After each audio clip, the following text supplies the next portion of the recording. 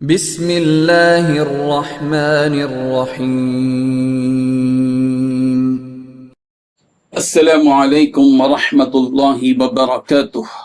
ان الحمد للہ نحمده ونستعینه ونستغفره ونستهدیه والصلاة والسلام على سید المرسلین محمد وآلہ وصحبہ اجمعین، اما بعد۔ حاضرین و ناظرین، یہ درس قرآن نمبر 150 ہے اور آج سورۃ البقرہ کی صرف ایک آیت کی تلاوت اور تشریح کی جائے گی۔ آیت نمبر 189۔ اعوذ باللہ من الشیطان الرجیم، بسم اللہ الرحمن الرحیم۔ یسألونک عن الأہلة قل هي مواقیت للناس والحج وليس البر بأن تأتوا البيوت من ظهورها ولكن البر من اتقى وأتوا البيوت من أبوابها واتقوا الله لعلكم تفلحون۔ صدق اللہ العظیم۔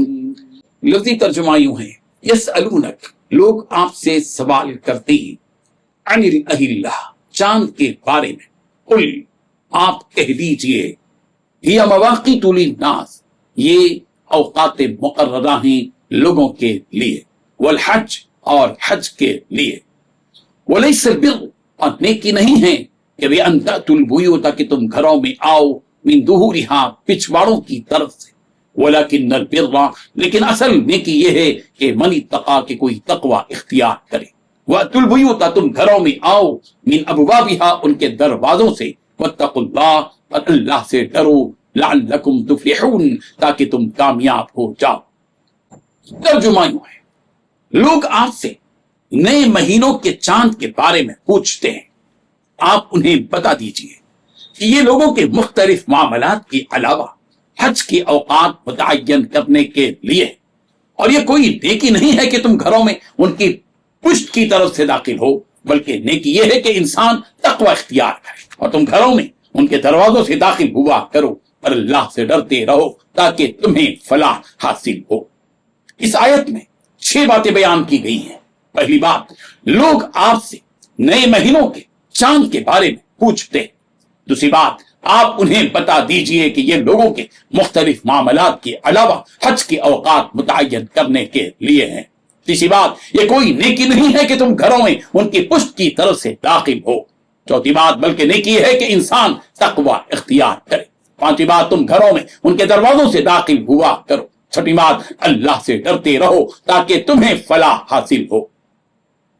بزرگان محترم، پہلی بات یہ کہ صحابہ کرام رضی اللہ عنہم نے رسول رحمت صلی اللہ علیہ وسلم سے شروع مہینے کے چاند یعنی ہلال کے بارے میں یہ سوال کیا کہ یہ چاند سورج کی طرح نہیں ہے۔ سورج ہمیشہ مکمل ظاہر ہوتا ہے اور چاند کبھی مکمل، کبھی آدھا اور کبھی بالکل چھوٹا سا باریک ہلالی شکل میں ہوتا ہے، پھر آہستہ آہستہ بڑھتا ہے اور اسی طرح چھوٹا ہوتا جاتا ہے۔ اس کی آخر حقیقت کیا ہے؟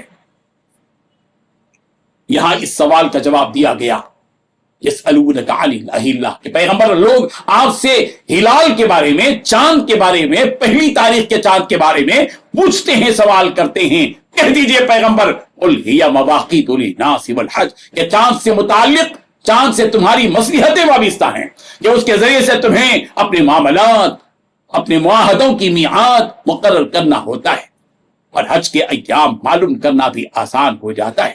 اس لیے یہ چاند کے بڑھنے اور کم ہونے کی مصلحت اور حکمت ہے۔ ہم دیکھتے ہیں کہ چاند دیکھ کر ہی ہم روزے رکھتے ہیں اور چاند دیکھ کر ہم عید بھی کرتے ہیں اور ہماری قربانی اور حج کی تاریخوں کا اندازہ بھی اسی چاند سے ہوتا ہے۔ بہرحال چاند کو مختلف منزلوں اور مختلف حالات سے گزارنے کا فائدہ یہ ہے کہ اس سے سال، مہینے اور تاریخوں کا حساب معلوم ہوتا ہے۔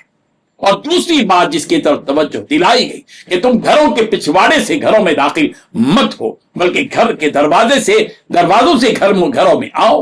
حضرت برا بن عازب رضی اللہ عنہ سے مروی ہے کہ جاہلیت کے زمانے میں عرب کے لوگ جب احرام باندھ لیتے تھے تو احرام کے زمانے میں گھر کی پشت سے یعنی گھر کے پچھواڑے سے داخل ہوتے تھے، حج سے فارغ ہو کر آنے کے احرام باندھ لیتے تھے تو اس کے بعد گھر میں سامنے کے دروازے سے داخل نہیں ہوتے تھے. ایسی حالت میں گھر کے سامنے کے دروازے سے آنے کو وہ لوگ برا مانتے تھے.